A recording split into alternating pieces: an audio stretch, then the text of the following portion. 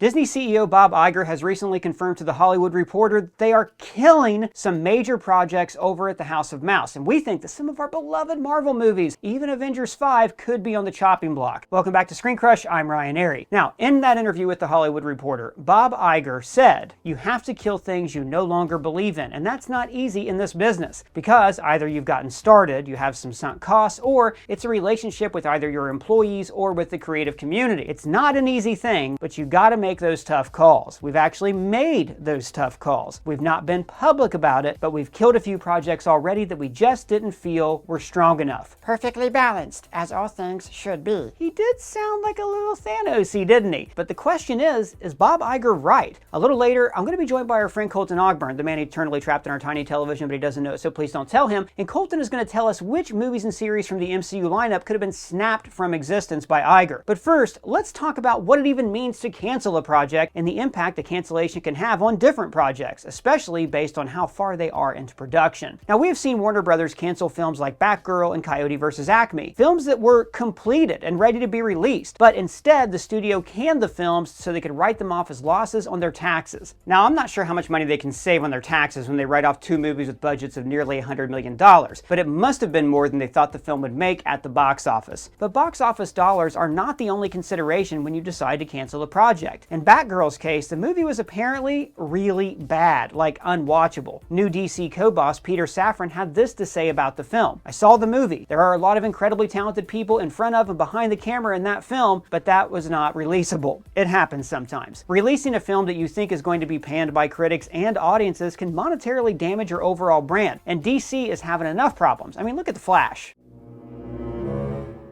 What the f*** did you just say? I said what I said. But Marvel Studios, on the other hand, never had that problem. Kevin Feige always ran a tight ship and put out a quality product. The only major MCU movie I remember being canceled during the Infinity Saga was The Inhumans, and that never even started principal photography, and actually Kevin Feige never wanted to make it to begin with. But the MCU's multiverse saga is another story. Following the post-pandemic financial panic, Feige and Marvel Studios were pushed to expand way too fast, and Feige was stretched way too thin. He was even forced to announce projects to the public that he wasn't fully ready to greenlight, all to boost Disney Plus numbers and reassure Disney stockholders. And now we are seeing that haste come back to bite them in the you-know-where. In the butt. Yes, now with Bob Iger back in charge at Disney, Kevin Feige has been given the breathing room that he needs to run Marvel Studios the way he used to. And that means some projects are just going to be cut. Not just projects that haven't started filming, but maybe even some projects that have been filmed, edited, and are waiting to be released. Because if those projects aren't very good, they could actually do more harm than good to the Marvel brand. And let's face it, Marvel can't take many more flops, both at the box office and on Disney Plus. Marvel Studios used to be looked at as a quality guaranteed type of brand, but now it's just a roll of the dice on whether or not a Marvel project is going to be any good. Forget great. And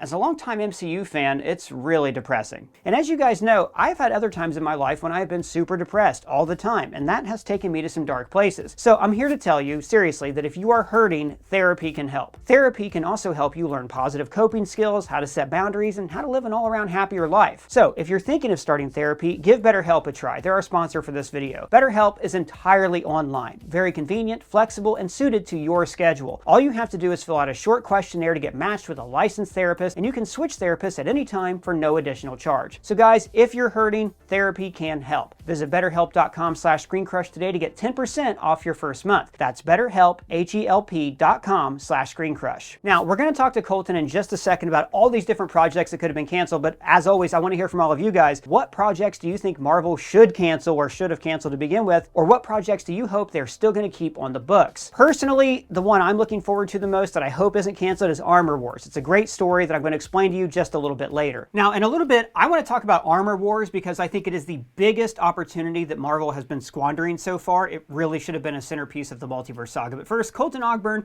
can you walk me through all of these potential projects that Marvel might have canceled silently in the middle of the night, like so many daggers from the Black Riders and Bree? Sure. So I went through, and there are a few that I feel like we know they're going to come out. We know that they're not going to can Captain America 4. That's not going to happen. Harrison Ford's in that. Yeah. Right, yeah. So I went through and I pulled a few that I thought could be on the chopping block. And the first one is Ironheart. We met Ironheart in interesting. Wakanda Forever. I love her character, she felt a little shoehorned into the movie. Felt like they were trying to promote the Disney Plus show a little bit. Yeah, that's what are I your thought thoughts on too. that? Yeah. No, I think the same. I thought the same thing at the time. I was like, look, this character's good, but she really doesn't. It could have been any scientist in the movie, and it really felt like they were going, this is our new strategy. We introduce characters in here, and then they get spinoffs. That show is in the can, right? Didn't they finish filming that last year? From what I understand, and that's what's unfortunate here. We both made the point that we enjoyed the character, but I find myself asking on a lot of these that we're going to go through, who asked for this? There's so many other things Right. that I would like them to focus on more so. And yeah, I do believe Ironheart has been in the can for a while, and so the question becomes, well, if they're going to release it, why haven't they released it? I mean, even if they were going to do the Echo thing and just drop it all at once, but I believe you made the point a little earlier. Could it be so bad that they're like, this is going to do more harm than good? Right. We're just throwing it away. Yeah, it's interesting with Echo. I've been in touch with some people from the show who have told me that they filmed 6 episodes, that they wrote and filmed 6 episodes. And I think it was Can We Get Some Toast had a post where they talked about how they outlined what every episode was supposed to be. And it seems like Echo was more heavily tied into Daredevil Born Again, like the original concept. Right. And they ended up just like kind of Frankensteining that thing, and like maybe to save money, maybe just because they wanted to like introduce the elements that had to be introduced, like Wilson Fisk running for mayor. So that one I kind of get. With Ironheart, I've heard 2 different things. I've heard there's insider rumblings that the show's really not good, and that might be one reason it's getting buried. But the people who worked on the show, I won't say who, but there were prominent people who worked on the show who had an interview with a colleague of mine, and even with the cameras off, they were like, we are so excited about this. Like, there's a thing where like, they'll tell people off the record, like, hey, this is good. But off the record, they were like, no, we are really excited to see the work we've done. So if it is canned, if it does go the way of Coyote versus Acme and Batgirl, like we talked about earlier, it might be a shame because it sounds like it's got an exciting cast. Anthony Ramos. I hate to see it not see the light of day after all these people worked on it, even if it isn't that good. I would also hate for that to be the case, and it's unfortunate for anyone who has their show cut, but you and I have both done like behind the camera stuff. I think when you're on set making a show, you can sometimes feel a little bit more confident about it than really you should. And maybe once that show or movie gets into the edit and you have to start, in Marvel's case, incorporating it into a wider universe, it can become a little problematic. So I'm hopeful that Kevin Feige will do whatever he needs to do. I hope he'll make that difficult choice, like Iger mentioned in his quote. I hope it can just become a special presentation or something, that we still get to see whatever that story was going forward. What else you got? What's next? Next would be a show called Vision Quest, which I didn't even realize. Oh, man, I wanted to see that. Yeah, when I was going through the list, I was like, I completely forgot they even mentioned this. So, from what I understand, Vision Quest would be about, at the end of WandaVision, White Vision, he flies off out of Wanda's hex, out of the library, and supposedly teasing a return of the Vision. I personally thought it'd be something with, like, Young Avengers, but I think that's something that we'll talk about here shortly, probably. Young Avengers, I don't see happening as well. But no. I think Vision Quest is definitely on this list, primarily for the fact that I had even forgotten it was a thing. You seem upset by the fact that Vision is on this list. I do, because I love that character. I love the idea of an AI rediscovering his emotions. I want to see him and Wanda connect. Vision Quest so obviously is connected to the Young Avengers. The Vision got them together, and I just thought that it would have been a natural continuation of the story we've seen. A character that's been in the movies who we're all invested in. I mean, it is a lot. Like when they announced Vision Quest, I was like, God, that's a lot of shows. So I get it, but maybe a special presentation, Feige? Maybe, Kevin, please? Do you, Ryan, see a scenario where maybe they could combine Vision Quest and a Young Avengers type thing, maybe into like a 6-episode series? I thought they were always the same thing. I thought they were always the same thing. Were they? And, I hope so. Do you want to talk about Young Avengers right now? Sure, yeah, go for it. So the thing about Young Avengers is, right, great comic book. They've obviously been setting it up for a long time. With all these different heroes from different, even Elijah, and all these other characters who have been set up, not just like Kate Bishop and Kamala. So they obviously have Kate and Kamala and Cassie Lang setting up. set up at the end of the Marvels. You've just become part of a much larger universe, which at the moment is just me, mostly. I do have feelers out, though. Did you know Ant-Man had a daughter? I think a lot of people, though, are looking at it and going, like you just said, who asked for this? Well, I've been asking for this, right? I loved Kate Bishop, Kamala Khan, Right. a delight, the highlight of the Marvels. I like Quantumania, you like The Flash. Sometimes, we're rebels who are ahead of the curve from the rest of society. But I can understand why people after Quantumania went, oh God, clearly they're setting up Cassie Lang to be in the Young Avengers. But yes, no, they're setting up Cassie Lang to be in the Young Avengers. This is really fun stuff. And I really hope this project goes forward, because they've obviously been setting it up, even though they haven't announced it yet. Well, I'm also excited for the idea of a Young Avengers. My only question was, how do you market something like that? I don't think you actually call the film Young Avengers. I think a title like that works in comics. I don't know that it works in a movie. And in a situation like that, if you're doing Young Avengers, I think Spider-Man would be on the Young Avengers, if it really is like an age qualifying That thing. was the whole thing in the comic too, where he was mentoring other teenage superheroes. He was an adult, but it's a whole thing. I mean, the thing about Young Avengers though is, like, if Hulkling's not in it, then you don't get the relationship between Hulkling and Billy, and that's a whole other thing too that, like, is the heart of that comic book. And Hulkling, I'm guessing, has been replaced with Scar, because why else would they throw Scar into the end of She-Hulk, Sorry, you were saying? I was just going to say, I think that if you do Young Avengers, that would need to be in a situation where you are setting them up to be the new Avengers, your new lineup. So maybe that's something that would need to come after Secret Wars. My other concern was something like... They won't be young by then, though. At this point, all of these Young Avengers are going to be in their mid-30s by the time Secret Wars comes out. Yeah, they'll just be Avengers, or maybe a Senior Living Avengers if it takes too much longer. So... Yeah. Next on my list is Agatha, and that show has had like 3 different titles. Do you know the current title? I think I don't. I don't know the current title because it's after 4 o'clock right now, and I think it's already changed. They've said that the reason it's had these different titles is because it's part of the trickster nature of Agatha.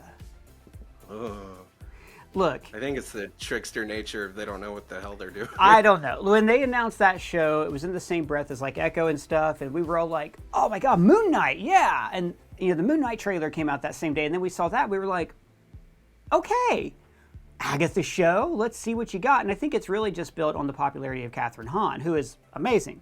Yeah, that's one I'm optimistic about, because isn't that a show they have confirmed is coming out this year? Like September, October? Yeah, I believe it's in the can. It's done. They've put it in advertising, so I think it's good to go. But as you talked about a little earlier, could it be a show that, if it's not very good, could they pull it? I don't put it past them pulling it. However, you did just mention Catherine Hahn. I also love Catherine Hahn, and she was one of the best parts, I think, of WandaVision, an already great show. I promise I won't bite. I actually did bite a kid once. Okay, so that's Agatha. They may even echo that, and they may put all of that in one episode, or like dump it all in a day. Let's just say that might happen. What's next? Maybe so. Next is an untitled Okoye show, which would star Denai Guerrera. She's made a big return, with The Walking Dead, The Ones Who Live, playing Michonne. She is a beloved character in the Wakanda movies. I would personally prefer to see her just carry, future Black Panther movies. I think this show was probably announced during a time where they felt the need that they really needed to push Disney Plus. And so I think this is totally one of the shows. Yeah, I think this is totally one of the shows that is going to get canned, but not for any reason like, oh, it was bad, or we're moving away from that character. No, I think she's going to have a prominent role in future Black Panther stories, but maybe we don't need another show. And I think that this one probably hasn't even begun filming, so I think it's an easy one to cut, at least for now. Maybe it'll come back later. Yeah, I've always thought that the end of Wakanda Forever definitely was trying to set up Ironheart and also set up her spinoff when she rescues Ross from the van, who may or may not have been a Skrull, who knows. Yeah, that's a shame, because I love Denai Guerrera. She's a great playwright, too. But I kind of see this in a way, like, there's certain projects that have been teased where I think we can combine them. And actually, we have a video coming up in just a few days about different MCU teases that haven't paid off, and we have some theories on how those can be combined. So hopefully that story continues on alongside one of these other ones you're going to talk about, maybe. What else you got? Yeah, hopefully. And that's not the only Wakanda spinoff. There's like a Wakanda animated series, and there's lots of animated stuff. Which they have a trailer for. They've been working on that. Yeah. Yeah, and there's Marvel Zombies. We have What If. I think What If season 3 is already done. They released like a scene from it before, like right after the season 2 finale. So it kind of seems like they might really be going in with animation. Yeah. We've got Spider-Man X-Men freshman 97. year, more seasons of X-Men 97. You're right, and that's interesting because there was a point leading up to What If season 2 where they were like, there were rumbles that Marvel animation was not a success. Sorry, go ahead. Mm-hmm. Well, I was just going to ask: is there any reason that they would like do animation over live action? Is there any reason that they would be pushing the animated shows over the live action shows? Just cheaper. I would think they're cheaper. The voice talent, you either get the people or you don't. And if you have to replace Robert Downey Jr., you can. And they probably are looking at it and going, and there's probably just data behind it that says there has to be a reason why they dropped What If in a week. Where they realize that they probably get more subscribers, or they sustain more subscribers through their kid-friendly animated programs might be an answer. That I don't know. I'd have to hack into Disney's servers and look at their data. But okay, I'd so love to see those more animation. That's cool. I like the Marvel animated so far. What's next? Yeah, this one's gonna really hurt you. Wonder Man. No, they're filming. Well, a guy did die. That's really sad, actually. A stuntman died on that show. That was unfortunate. Yeah, that is really sad. I'm not sure if they've resumed filming or not after that. I got to be honest with you. You've kept up with that show way more than I have. I know you're a big fan of the character. Yeah. Remind me, who's playing Wonder Man? Yahya Abdul-Mateen II. And you liked him for Kang, right? I thought he would have been a good Kang. He's a good Black Manta, but I really wanted to see him. Really, he's just great. Like, I could see him in any role as a superhero. He was great in The Watchmen, great as Black Manta. He's great in The Matrix. That's a shame because that is a really fun character who I think would have really thrived in the tone of the Marvel Cinematic Universe, and maybe even setting up a West Coast Avengers team with She-Hulk. Kate Bishop, would have been a great addition to that team too. That'd be a shame because that show has so much potential to be like She-Hulk. You know what I mean? Like this, like lighthearted parody of show business in a way where She-Hulk, I think, struggled with that line that we've talked about in the past between parody and reality. Yeah. They would have nailed it. Well, and the case with all these characters is it's not necessarily because they're bad. I think for some of these shows it will be because it just doesn't hold up to the quality that we expect from Marvel Studios and that they want to try to get back to. But even if all of these shows were decent, it's a lot of characters. And right. I think that is hurting, like you just mentioned with Wonder Man. Wonder Man could be a great addition to the MCU. But when you're also introducing 5, 6, 7 other characters right alongside him, it makes it difficult for fans and the general audience to focus in and follow what's going on with the MCU. I think it's overwhelming. Yeah, and at this point, I keep bemoaning the lack of a Shang-Chi sequel because Shang-Chi is the only solo character from Phase 4 who is introduced with an origin story. You had the Eternals, you have Shang-Chi, and I'm going, okay, so the Eternals I get, not fast-tracking that sequel, but with Shang-Chi, they've taken the director and put him on Avengers instead, and it's like, it'll be years because Marvel was so focused, and Disney as a brand was so focused on expansion and building out instead of building up. So yeah, I guess. Remember when in Age of Ultron, it seemed like there were too many characters? Too many new characters to keep track of? And now it's like, if you were going to put all these characters in something, I mean, look, I don't like, you guys who watch this show a lot know, just make an Avengers movie. Bring them all together. Give us a reason to just say, okay, so this one's going to explain everything. Give us a reason to feel like we have to watch everything. Maybe that's what the real key here is. Yeah, and that's a great point because when they made the first Avengers movie and with Avengers Age of Ultron, those weren't popular characters. Those were characters in a really good movie that fans fell in love with. So I think you're exactly right on that. This next one's near and dear to my heart. Blade. This movie has been through rewrites, fired directors, strikes. I can't remember if they were trying to get it off the ground during COVID. This movie has just been plagued with... Yeah, and it's got a great lead, Mahershala Ali. It's a recognizable brand name. It's coming home from Marvel. Yeah. It's the first Marvel film that was not a giant flop. So I think they really wanted to do right by it. And it's set up. I mean, Mahershala Ali's already been in the MCU as a voiceover at the end of the Eternals, but he's there. And it seems like I heard that they were trying out different drafts with Dane Whitman. It didn't really work. Now Dane Whitman might be appearing in Moon Knight Season 2 is the latest rumor I've heard. But, you know, rumors are rumors. Who really knows? But that'd be a shame.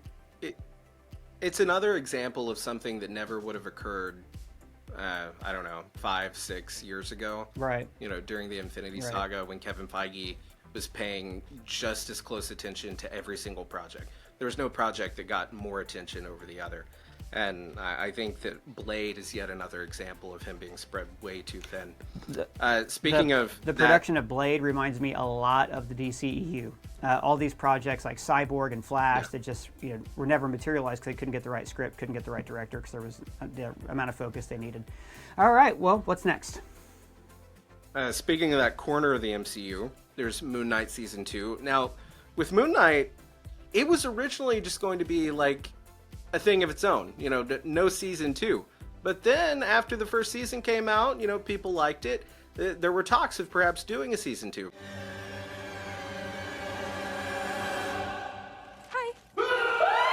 We talked about how perhaps they could combine some of these shows or movies into different things. Moon Knight, Blade, you could do an awesome Midnight Suns type movie or show and showcase all of these great characters and really put them in a different corner of the MCU. Feige talked about the different corners of the MCU he was trying to build.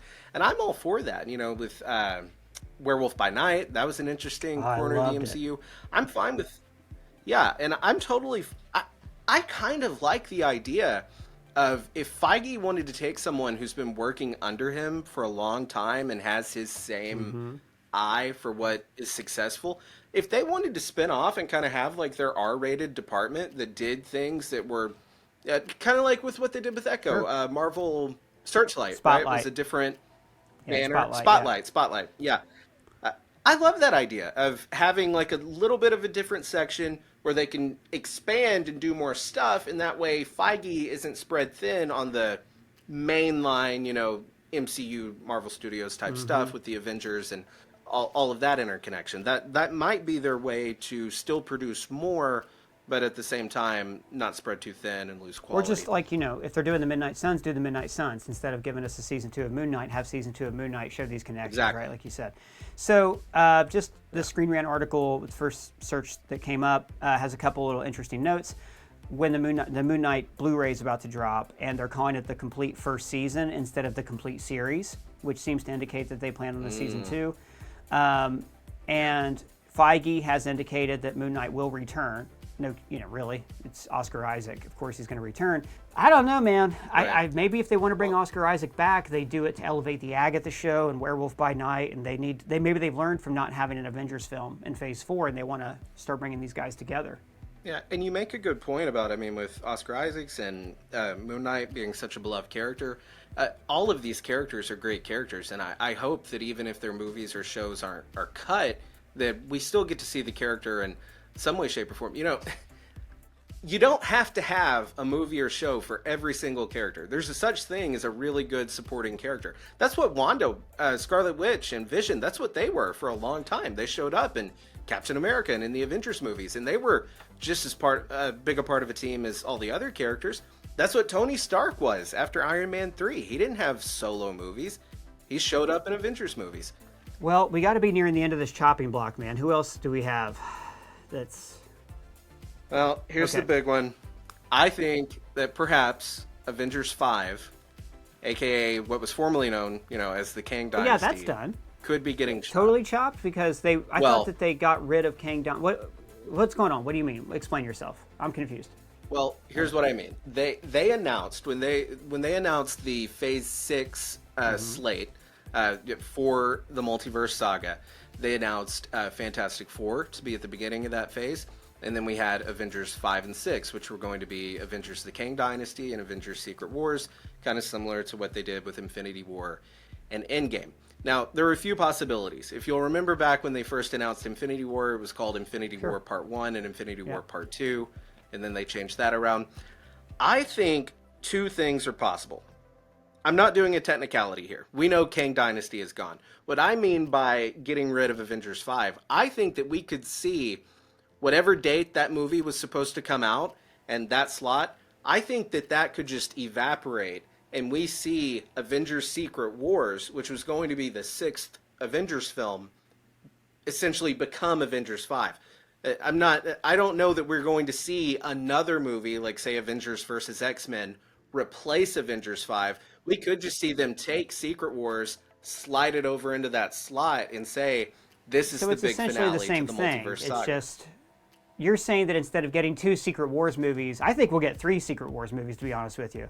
I think they're going to do, yeah, I think they're going to go nuts with it because, frankly, you know, we're behind, it's 2024, we're behind on Avengers movies at this point. Yeah, dude, imagine if they did Secret Wars Part 1, 2, and 3, and they just released them year after year. Like, 26, 27, 28. But again, you're getting into, like, that's just, it's taken so long. We've been busy introducing Moon Knight and Riri Williams instead of just give us an Avengers movie. That's my big takeaway. So the last one I think that I want to talk about is Armor Wars. So Armor Wars, near and dear to my heart. Colton, thanks so much for your list. I deeply appreciate it. You guys know you can find Colton's socials below. He's here on Screen Crush all the time. Give him a shout on Twitter or X, whatever you want to call it. Let him know what you think of all of his picks so far. So of all the projects that Colton and I just talked about, I am devastated the most by the potential loss of Armor Wars. Now, this started off as a show that was announced 3 years ago that then was changed into a movie. And like, there's nothing wrong with that. Some shows work better as movies and vice versa. Moon Knight should have been a movie. Eternals should have been a show. Exactly. But Armor Wars should have been fast-tracked to release like right after Endgame. Presumably, it would have been based on the 1980s comic book story of the same name. In this crossover, Tony Stark's worst nightmare comes true. His technology falls into the hands of his villains, and Tony and all the other superheroes have to fight to put the genie back in the bottle. In the MCU, Armor Wars would have focused on Rhodey, played by the amazing actor Don Cheadle. Fans love Don Cheadle. I'm like, boom, you looking for this? Rhodey was Iron Man in the comics for a long time, and he could have easily been the new Iron Man in the MCU. Don Cheadle could have led this franchise. Like, imagine an Armor Wars movie where Rhodey is trying to secure his best friend's legacy. After Tony's death, maybe Justin Hammer or Ezekiel Stane, the son of Obadiah Stane, actually hack into Tony's gear and make their own Iron Man suits. Rhodey now realizes that there will have to be an Iron Man, and if it's not him, it's going to be some villain. So then he would have to step up and take the mantle. And we could have even had Sam Wilson show up and encourage him along, just like Rhodey did for Sam in The Falcon and the Winter Soldier. So you're gonna make me ask, why didn't you take up the mantle? But instead, the Multiverse Saga has fumbled one of their best legacy characters. Rhodey could have been the heart of this saga, but instead he's been reduced to cameos and, frankly, the lamest Skrull reveal of all time. Like, the reveal that Rhodey was a Skrull lacked any impact on the Secret Invasion show, but it would have been a great setup for Armor Wars. Rhodey finds out that an evil alien has been wearing his face for years, damaging his personal life, letting Tony's secrets slip out to supervillains. And now Rhodey would have to repair all of that damage while also embracing his new role as a leader of the Avengers. That is why Armor Wars is the #1 show that I want to see Feige hone in on and focus on and make a centerpiece of these new shows, the new saga that's coming up. I mean, frankly, the Multiverse Saga has been hit and miss, but what I think we've really needed the whole time was just a darn Avengers movie where Rhodey as Iron Man could take the lead and reform this team. Well guys, that's just my thoughts, but let us know your thoughts down in the comments below or at me on Twitter. And if it's your first time here, please subscribe and smash that bell for alerts. For Screen Crush, I'm Ryan Airy.